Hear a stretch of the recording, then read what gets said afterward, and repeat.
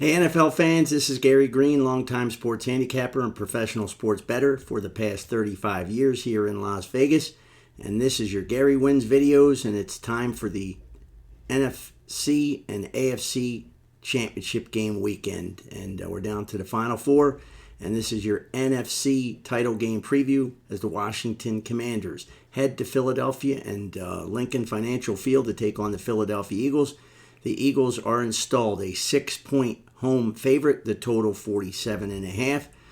Kickoff temperature expected to be around 38 degrees, so a little bit better than last week. No snow expected, unlike last Sunday's game between the Eagles and the Rams. This game is on at 3 p.m. Eastern, noontime Pacific on Fox Sports.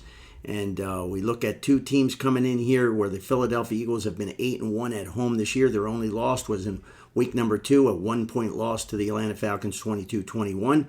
And Washington now has improved up to 14-5 on the year. They're 5-3 during the regular season and 2 wins on the road in the playoffs. So they're 7-3. They're hitting 70% of their games straight up on the road. So they are a formidable opponent. Now the Eagles opened 4.5, and the money has poured in on the Philadelphia Eagles. Got up to 6.5 at some shops, and I wouldn't be surprised if it doesn't get there again for this game. Now, these two teams met twice. First time the Eagles won 26-18 in Philadelphia. Second time around, the Commanders beat the Philadelphia Eagles 36-33 in Washington. Jaden Daniels had 5 touchdown passes in that game. He did have 2 interceptions in that game. But this is a situation where both of these two teams really, for the most part, coming as the hottest teams almost in the NFL, and that's why they're in this position. The Commanders, they have won 7 straight games, where the Eagles are 14-1 their last 15 games. Not bad for a team where people were crying for the coach to be fired. As far as the key injuries for this game, one big one, gigantic for my Commanders, and that's Sam Cosmi, offensive guard, one of their stalwarts on their offensive line that had played really well in the playoffs so far. He is out with ACL. Backup's not really that good. I'm worried about that spot right there. For the Eagles, their young stud quarterback, Quinyon Mitchell, he's a game-time decision, as is their center, Juergens, as is their tight end, Goddard.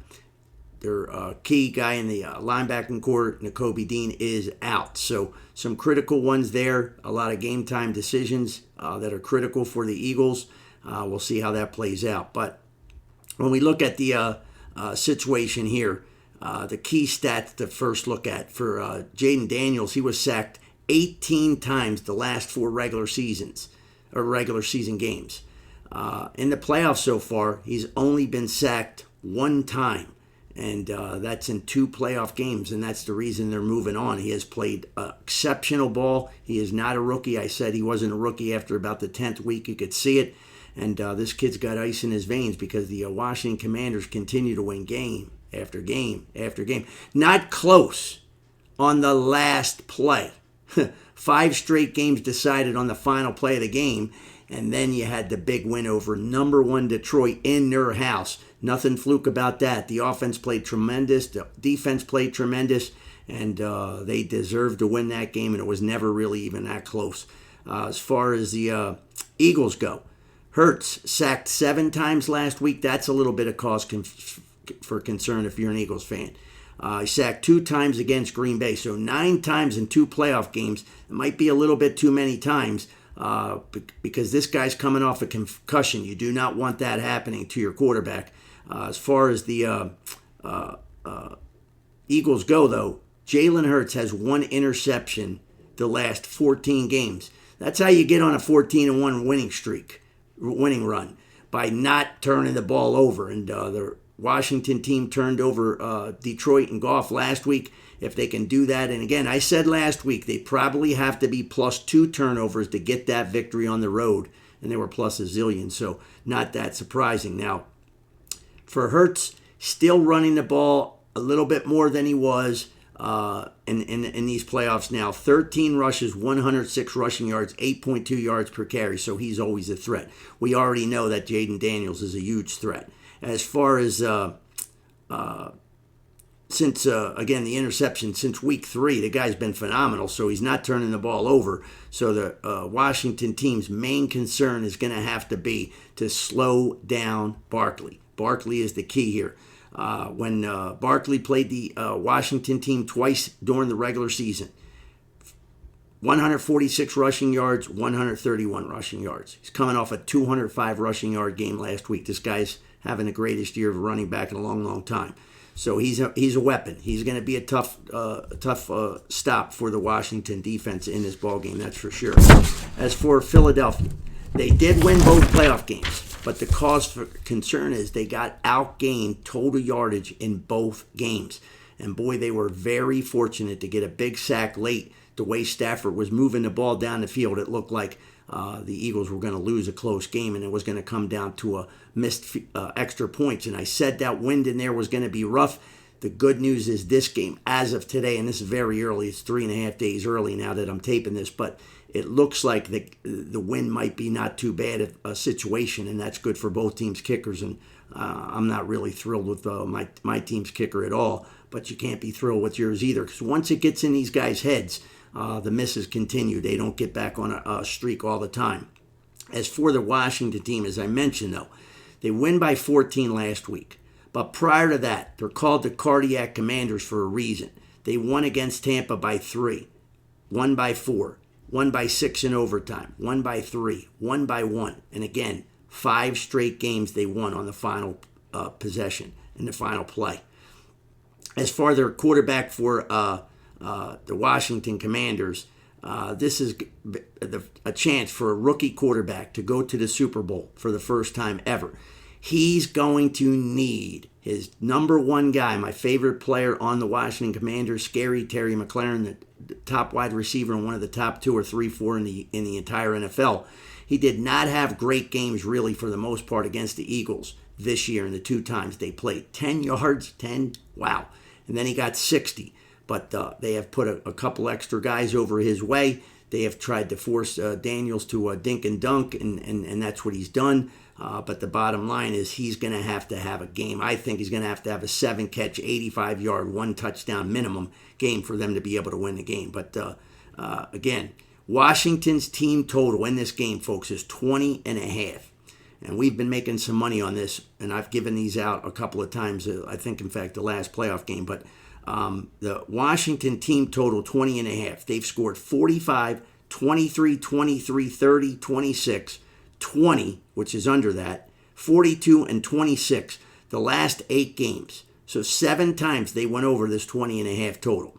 As for some other things to watch, Jaden Daniels, over under 10.5 rushes. Now this is another one. 9 of the last 11 games, he's rushed for double digits.